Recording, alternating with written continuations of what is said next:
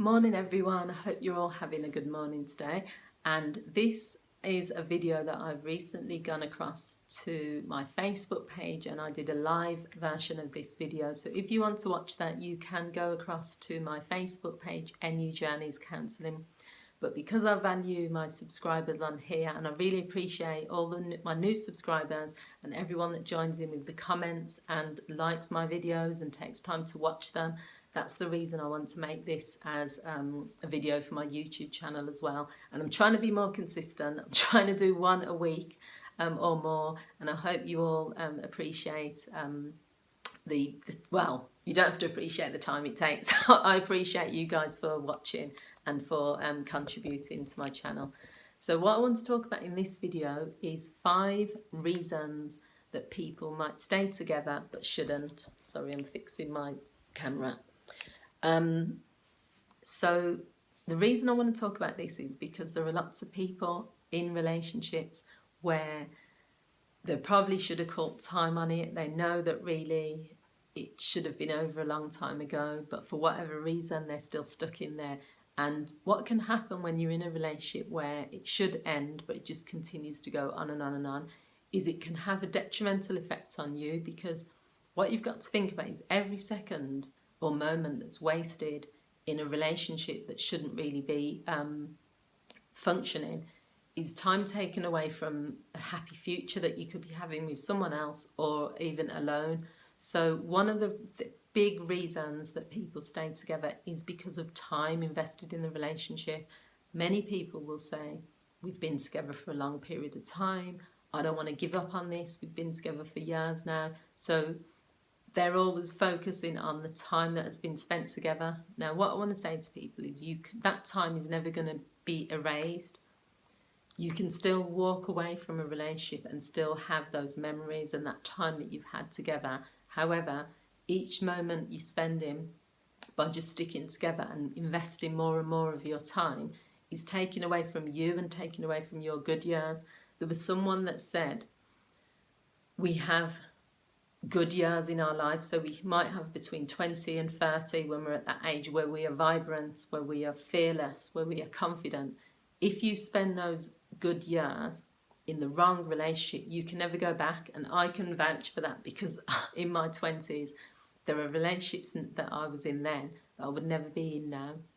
I would never consider being with those types of people, and there's nothing wrong with them, it's just that we were complete opposites. It's time you can't take back, and all you're left with then is regrets. So don't ever let time be a factor. Number 2, people stay together because they have children. And what I want to say is that I'm not advocating that people should just end their relationship. When there's children involved, it is more complicated. But what I do want to say to people is that children are always going to want you to be together as their parents, even if they're in a war zone, even if there's domestic violence, even if there's shouting and screaming every single night, even if they can clearly see mummy and daddy don't love each other.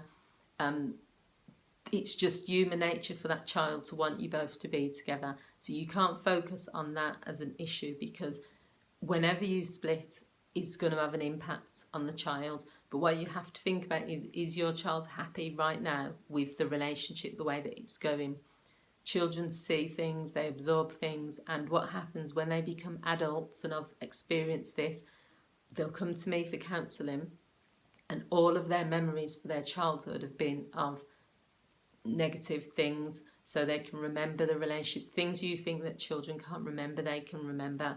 So you have to think, is it right that we should stay together and focus just on the kids when really the relationship isn't working? Number 3 is thinking that you can change the person or that they will eventually change. So a lot of us have this arrogance about us where we believe that we have the power to change this person. And what I have to say to people is that if someone does not want to change, if someone doesn't want to do something, if someone doesn't want to work on their addiction, their behaviour, how they are as people, they won't do it. You don't have that power to make them do it. You don't even have that level of influence that sometimes we believe we have. we'll come into someone's life and they'll change and we'll think it's because of us. It's not because of us, it's about timing. People will only do things on their time. Wherever we are in our journey in our life is when we'll make a decision that suits us. We're selfish human beings. I'm just being honest. The idea that we think that, oh, this person who has been maybe abusive for 20 years or has been an alcoholic for 30 years, now that they've married me, that's going to change. We can influence people to a certain degree, but if they don't want to do it, they're not going to do it. So that shouldn't be a reason just to hang on in there, is to waiting for that person to change and allow them to change on their own time. What about if you said, this isn't working, so I'm going to leave, or we're going to end it? Hopefully in the future, I wish the best for that person, and maybe they will change their life if they want to. You can do both of those things. The fourth one is similar. It's linked in with what I've just said, and that's having a rescuer complex. I've been in relationships myself where the person is just loads of issues, you know, how can I put it? They're trouble. This person is trouble, in and out of prison, or they're just anger issues or mental health or whatever it is. And a rescuer complex is where you go in there and you think no one else has been there for them. If I leave, then they're not going to have anyone, so I'm going to be there for them through thick and thin. But you can't save them, you can't rescue them, they can only save themselves. It's similar to change. They can only change if they want to. People can, let's get it straight, you can be a positive influence on another person, but everything still has to be lined up. Everything has to happen at the right time for them. So trying to rescue someone and continuously saving them, it's not healthy for you because the impact it's going to have on you. It's not healthy for them because you're taking their power away. You're saying that I will rescue you. You're in a financial hole. You're crap with money. So I'm going to keep giving you lots of money. You keep going to prison. So what I'm going to do is I'm going to keep visiting you in prison. But then you're not going to ever sit down and have a conversation with that person about the impact it's having on you. They have to change. They have to want to rescue themselves. They have to say, my life isn't where I want it to be, so I need to do this for me. You can't do it for them. And the final thing, this happens a lot, is pressure from family and friends or society to stay with this person. We all know couples where we're looking and we're thinking they should have ended this ages ago, or wow, how do they stay together? Because there's no intimacy there, they're just fighting all the time, this just isn't working, this is a mess, but for whatever reason they've just clunging on in there. Sometimes it's because your family and your friends are telling you it's your fault, or your family and friends are saying you need to work harder, or they're saying this person's a great person. If you end it with them, then you're not going to find someone like them, and it's got to be your fault. It's nothing to do with them. There's lots of reasons, especially in some communities, where getting divorced or ending a relationship is, what's it called? A taboo thing. You just don't do it. You stick in there no matter what. And it shouldn't, that's not how it should be. You know, you might have to stand up to your friends and family and say to them, I know you think this is a great person. I know you think this is a brilliant relationship. I know you want me to do A, B, and C, but I'm not happy.